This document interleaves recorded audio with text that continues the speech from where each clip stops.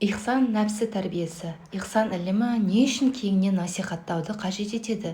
Мұсылман баласы кемелдікке жету үшін ең алдымен өз-өзінен есеп алып, нәпсісін тәрбиелеу арқылы тақуалық пен діндарлықтың тақуалық жолына түседі.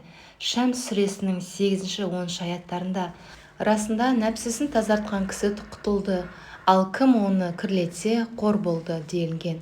Бірде немересімен күн шуақта отырған қария бір-бірімен ырылдасудан шаршамайтын екі итіне сырттай қарап отырады. Бала ес білгелі әлгі иттер атасының ауласында ылғи да ырылдасып жататын. Неге екені белгісіз, бұларды атасы қасынан бір елі ажыратқан емес. Бір үйді күзеткенге бір ит жетпей ме, екеуінің түрі неліктен екі түрлі деген ой баланы көптен мазалап жүрген болатын. Осы жолы ептеп атасынан сұрауды жөн көрді. Ата, бұл иттер неге екі бөлек? Атасы немересінің қойған сұрағына сәл жымиып, олар мен үшін екі белгі балам, деп жауап берді. Бала түсіне қоймағандықтан, ненің белгісі ата, деп қайта сұрайды. Жақсылық пен жамандықтың белгісі, дейді қарт. Мына сен көріп отырған ырылдасқан иттер секілді, адам бойында да жақсылық пен жамандық ылғи бір-бірімен айқас үстінде жүреді.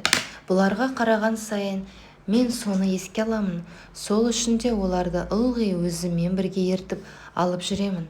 Ата, сонда бұлардың күресте қайсысы жеңеді, дейді немересі.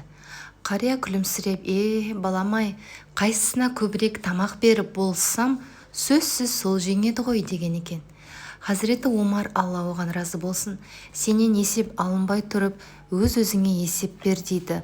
Ал Хәкім Абай атамыз, егер де есті кісілердің қатарында болғың келсе, күнінде бір мәрте, болмаса жұмасында бір, ең болмаса айында бір өзіңнен өзің есеп ал.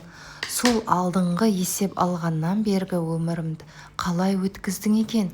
Не білімге, не ахиретке, не дүниеге жарамды? Күнінде өзің өкінбестей қылықпен өткізіппісің?